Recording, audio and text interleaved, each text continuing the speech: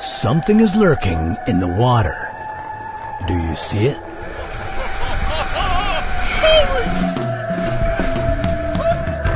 Close calls like this happen with whales more often than you might expect. And although the people in these videos got away relatively unscathed, there's no denying that they were just meters away from being a whale's lunch. But what would happen if they hadn't been so lucky? Could a human body survive being swallowed by a whale? Has it ever happened before? This is What If, and here's what would happen if you were swallowed by a whale.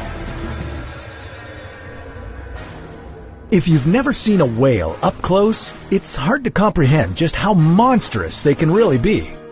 To put it in perspective, the blue whale is the largest animal on the planet. Its tongue alone weighs as much as an elephant, and it can fit anywhere between 400 and 500 people in its mouth. But we wouldn't have to worry about one of these guys swallowing us anytime soon, because their anatomy makes it nearly impossible. Instead, we should be more concerned with their smaller cousins, sperm whales. In 1891, reports emerged that a man had been swallowed by one of these whales. And although he lived to tell the tale, he would never be the same again. According to the story, James Bartley was swallowed when a whale attacked his ship, and he wasn't retrieved until the following day. When the crew found and killed the whale, they quickly brought it on board their ship and cut it open, revealing an unconscious but very alive James Bartley. His face and arms were bleached white, and he was blind, all thanks to the stomach acids of the whale. However, as the years went by, people started poking holes in this story and questioned whether James had really been swallowed by a whale. I mean, wouldn't the stomach acids do more damage than just bleaching his skin? Well, with the power of science, we took a closer look, and we quickly discovered that if you get swallowed by a whale, coming back out with shiny white skin would be the least of your worries. Okay, so the first thing you'd have to worry about once you were swallowed would be getting shredded to pieces by the sperm whale's impressive set of teeth.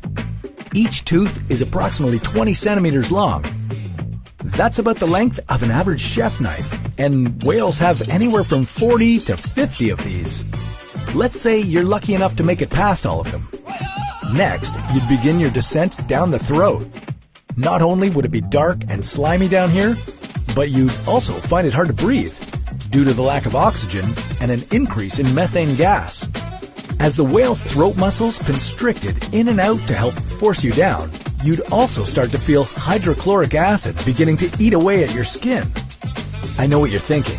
We just got into this whale, and James Bartley's story already seems pretty fishy. Well, you're not wrong, but what would be the fun in stopping now? So next, you'd be dropped into the first and largest of the whale's 4 stomachs. You'd probably be in there for a while, but on the bright side, you might have some light in the form of a bioluminescent squid or two being noshed on after your arrival. Sperm whales love neon flying squid. You'd better enjoy this brief light show, because after this, you'd just be tossed from one stomach to the next, with the acids breaking down almost all of your body until you're just a bunch of bones being unceremoniously ejected from the whale's anus. So yeah, it's pretty safe to say that there's no way you could be swallowed whole by a whale and live to tell the tale. Sorry, James, you may have been able to fool people in the 1890s, but we're on to you now. As vast as they are and as monstrous as they might seem to us, whales actually have no interest in eating humans. And if they could talk, they would probably make a point of telling us that. But that's a topic for another What If.